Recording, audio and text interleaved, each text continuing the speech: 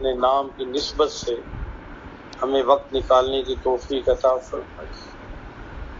مجھے اپنی زندگی میں ایک تجربہ ہوا ہے کہ جو لوگ دنیاوی مصروفیت میں یا دینی مصروفیت میں جو ہوتے ہیں وہ تو ہوتے ہیں، جن کی مصروفیت کی انہیں دیکھا جائے وہ تو سب سے زیادہ مصروف ہوتے ہیں دوسرے کاموں۔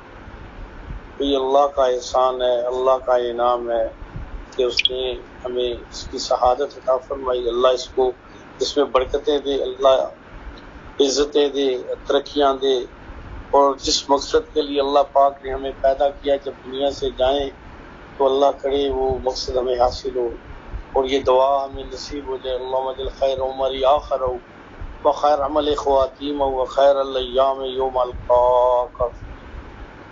اللہ زندگی میں جو آسانیاں سہولتیں ہیں جو مجھے تو آخری عمر کے حصوں میں نصیب فرما۔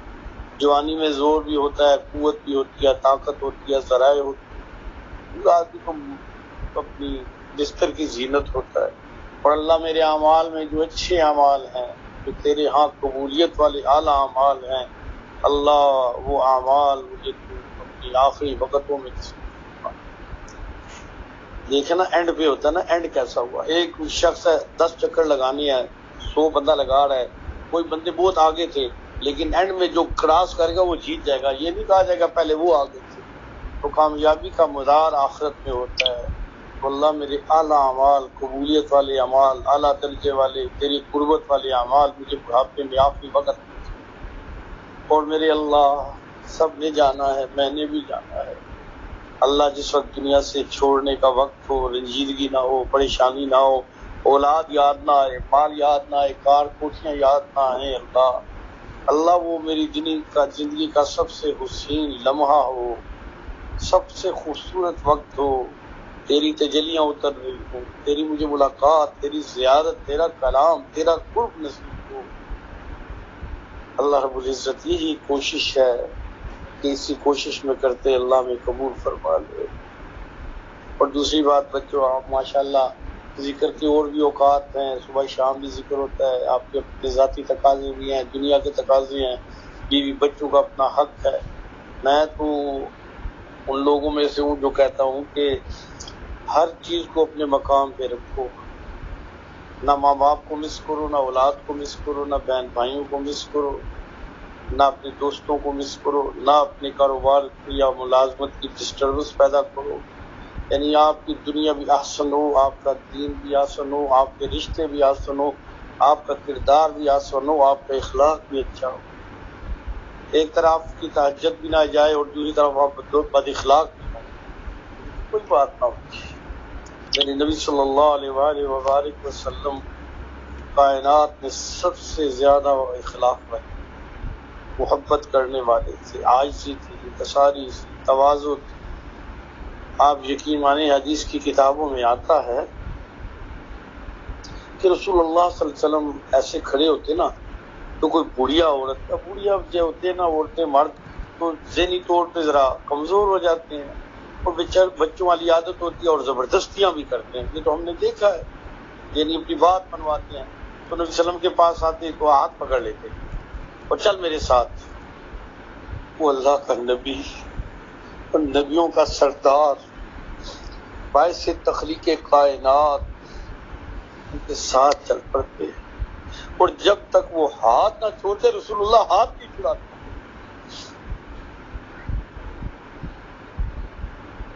ہر بندے کے بارے میں رسول اللہ کے دل میں محبت۔ آپ یہ نہیں دیکھتے تھے یہ امیر ہے اور یہ غریب ہے، میرے نبی کے ہاں امیری اور غریبی والا کام تھا۔ اور عجیب بات ہے جو حدیث کی کتابوں میں ملتی ہے، جتنے غریب، غربا، یتیم، لاوارث، غلام تھے، وہ رسول اللہ پہ اتنے جانثار تھے، وہ سمجھتے تھے جو محبت مجھ سے کرتے ہیں وہ کسی سے نہیں کرتے۔ ہر صحابی کو یہ گمنڈ تھا، یہ اس کی ظرف تھا، اس کا گمان تھا کہ صحابہ میں جو محبت مجھے نصیب ہے رسول اللہ کی، جب مجھ سے کرتے ہیں وہ کسی سے نہیں کرتے۔ میرے نبی کی محبت کا انداز ہی انوکھا تھا۔ حضرت عبد الرحمن بن عوف رضی اللہ تعالی عنہ نے ایک دن عجیب کہا یا رسول اللہ محبت میں آ کے جوش میں آ کے نا، کہا یا رسول اللہ آپ کو سب سے زیادہ کس سے محبت ہے؟ فرمایا ابوبکر صدیق سے۔ انہوں نے کہا میرا نام لیں گے؟ کہا یا رسول اللہ اس کے بعد؟ فرمایا اس کی بیٹی عائشہ صدیقہ سے۔ یعنی آپ نے محبت کی ترتیب بتائی اور انکار نہیں کیا کہ تجھ سے، بلکہ ایک روایت میں تو رسول اللہ صلی اللہ علیہ وسلم نے فرمایا اللہ اکبر، جس سے محبت ہو اس سے محبت کا اظہار کر دیا کرو، اس سے محبتیں بڑھتی۔ ہمارے یہاں تو معاملہ بالکل ہی الٹ ہے، لوگوں کے عیب تلاش کیے جاتے ہیں، لوگوں کے نقائص تلاش کیے جاتے ہیں، لوگوں کو ڈسٹرب کیا جاتا ہے، کوئی سنت طریقہ نہیں۔ تو بھئی اللہ پاک آپ لوگوں کو عزتیں دے۔ تو یہ بالا کلاس ہفتے میں صرف ایک دفعہ رکھی ہے، باقی کیونکہ میں خود اس کا قائل ہوں کہ لوگوں پہ اتنا بوجھ ڈالا جائے وہ جتنا اٹھا سکے۔ آپ کی دنیاوی مصروفیات ترتیب ہیں تو سبق کے طور پہ، دورائقے کے طور پہ پھر ہر کلاس تین دفعہ رکھی ہے کہ اگر کسی کی ایک چھوٹ جائے دوسری کر لے، دوسری چھوٹے تیسری کر لے، وہ بھی ترتیب ہے۔ اور میں نے آپ لوگوں سے اس لیے رکھی ہے کہ آپ میرے بیٹے بھی ہیں، بھائی بھی ہیں، دوست بھی ہیں، معاونت بھی کرنے والے۔ تو کسی جگہ دیکھیے تو کوئی ایسی پرابلمز آتی ہے یا کوئی رائے دینی ہے یا ترتیب ہے تو آپ سے براہ راست ہونے سے یہ ہے کہ کچھ چیزوں کو بہتر بنایا جا سکے، بہتر کیا جا سکے اور اپنی غلطیاں اور مل جل کے اس کام کو لے جایا جائے۔ کل عورتوں کا منازل بالا کا تھا تو میں نے ان سے گزارش، میں نے کہا تھا کہ میں آپ سے یہ گزارش کر رہا ہوں کہ مناظر بالا سے کوئی یہ نہ مراد لے لے کہ میں بزرگ بنائے جا رہے ہیں۔ میں خود ہی بزرگ نہیں ہوں، میں کون سے بزرگ بناؤں گا؟ بزرگ ایک ہے، اللہ کی ذات، اور اسے جو ایمان کے ساتھ چلا گیا وہ بزرگ ہے۔ انبیاء علیہ السلام، صحابہ، تابعین، تبع تابعین، اکابر امت، سارے بزرگ۔ اور ہم دنیا میں ہیں کوئی بزرگی نہیں، نہ منازل سے، نہ مناصب سے، نہ علم سے، نہ تبلیغ سے، نہ اعمال سے۔ جس دن ایمان کے ساتھ چلے گئے وہ دن بزرگ کرتے ہیں۔ تو میں نے ان سے بھی گزارش کی تھی، میں آپ سے بھی گزارش کرتا ہوں کہ ہم بزرگ نہیں اکٹھے کر رہے، ہم بزرگ نہیں بنا رہے، کسی کو غلط فہمی نہ ہو، اپنے منازل کو پرانے بزرگوں سے ناپنا تولنا شروع کر دے۔ میں تو اس کو بھی کراس کر گیا، میرا تو منصب اس سے بھی چلا۔ واللہ میں اپنے آپ کو اکابر امت جو ہیں ان کی خاک جو ہے نا پاؤں کے نیچے خاک کے برابر میں نہیں سکتا۔ یہ دین ہم تک ان لوگوں نے پہنچایا، ہم نے کیا کیا؟ ہم تو دنیا داری میں بچے ہی پالتے رہے، محنت تو ان لوگوں نے کی ہے۔ اللہ ان کی قبروں کو منور کرے، اللہ انہیں جزائے خیر دے۔ کبھی کوئی ساتھی اکابر امت میں کسی کے ساتھ منازل اور مناسب کا مقابلہ نہ کرے، یہ گمراہی ہے، کھلی گمراہی ہے، شیطانیت ہے۔ اور اس کے بعد اگلی جو گزارش ذکر کرتے ہیں کہ آپ کو کارکن بنایا جا رہا ہے کہ آپ اس کام کو لے کے، ہم اس کام کو لے کے، قافلہ اویسیہ کو لے کے، میرے نبی کے اس پیغام کو لے کے، برکات نبی کو لے کے دروازوں تک نہیں، دل کے دروازوں تک جائیں، دل کے دروازے کھٹکھٹائیں، وہاں تک پہنچائیں اور رسول اللہ صلی اللہ علیہ وسلم کے غلام بنیں۔ میرے نبی کے ساتھ میدان محشر میں آپ کے غلام ہوں گے اور اللہ ہمیں غلاموں میں شامل کرے، اللہ ہمیں غلاموں میں شامل کرے کہ میدان محشر میں ہم اپنے نبی کے غلاموں کے ساتھ۔ یہ بزرگیاں شرزگیاں جو ہے نا تصوف میں نہیں چلتی، یہ غلط فہمیاں ہوتی ہیں، خوش فہمیاں ہوتی ہیں۔ کبھی بھی اس بات پہ نہیں آنا چاہیے۔ علماء نے لکھا ہے کہ شیطان کی بربادی کا سبب یہ ہوا، اسے حسد ہو گیا کہ حضرت آدم کو اوپر کیوں لے جایا گیا، اس کی ساری زندگی کی محنت تباہ ہو گئی، برباد ہو گیا، صرف اس بات پہ کہ وہ اوپر ہو جائیں گے اور میں نیچے ہو جاؤں گا۔ بھئی یہ اللہ کی تقسیم، یہ اللہ کا نظام۔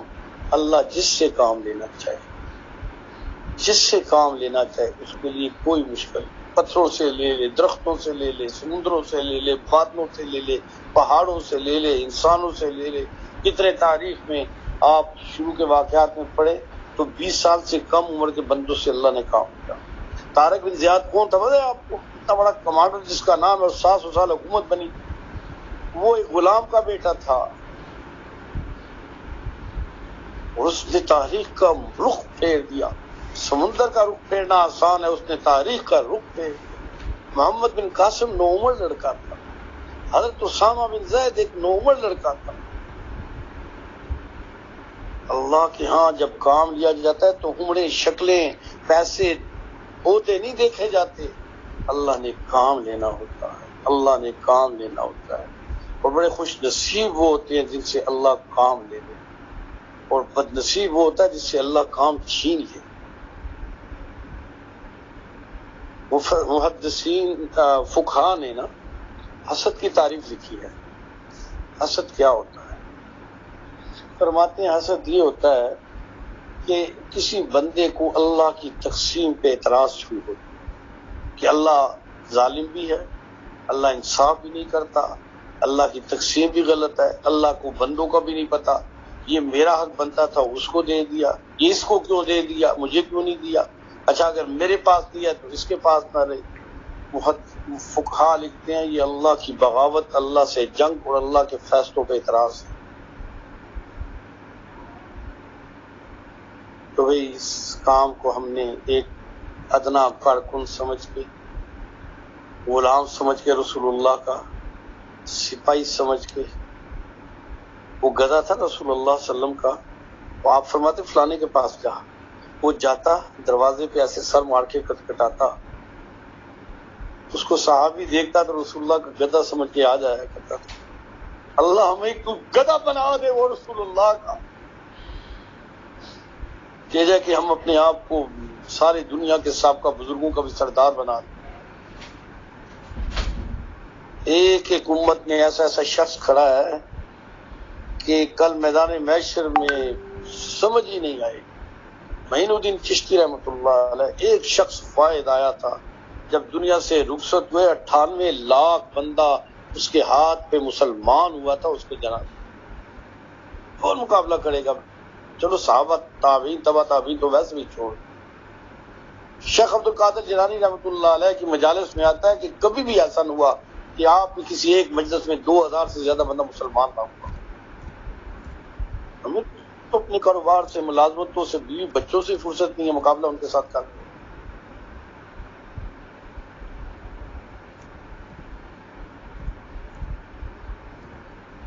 ایک سپاہی ہے نا، وہ مارے زمین پہ، خدا بھی مارے، کام بھی کرے. کہ جنرل جو بیٹھا ہے نا اندر، اس کی کیا اوقات ہے، کام تو میں کر رہا ہوں. اللہ اکبر، اللہ اکبر.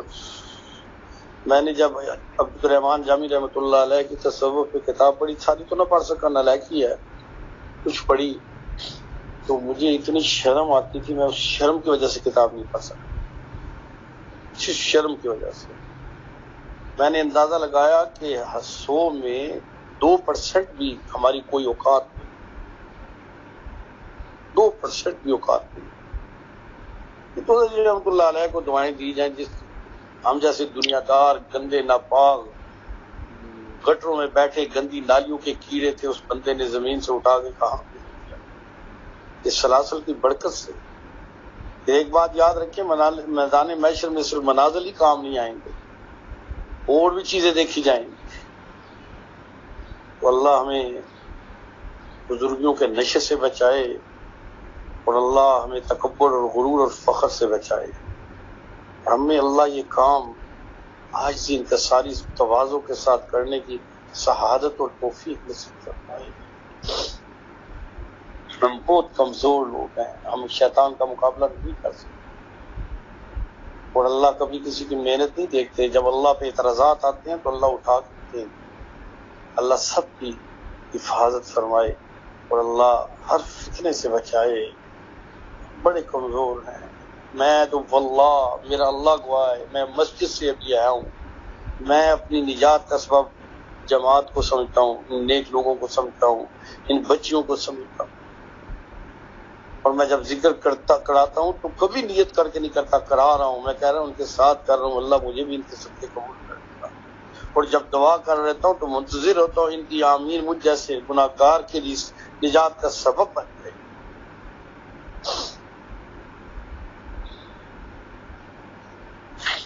سبحان سبحان اللہ والحمد للہ ولا الہ الا اللہ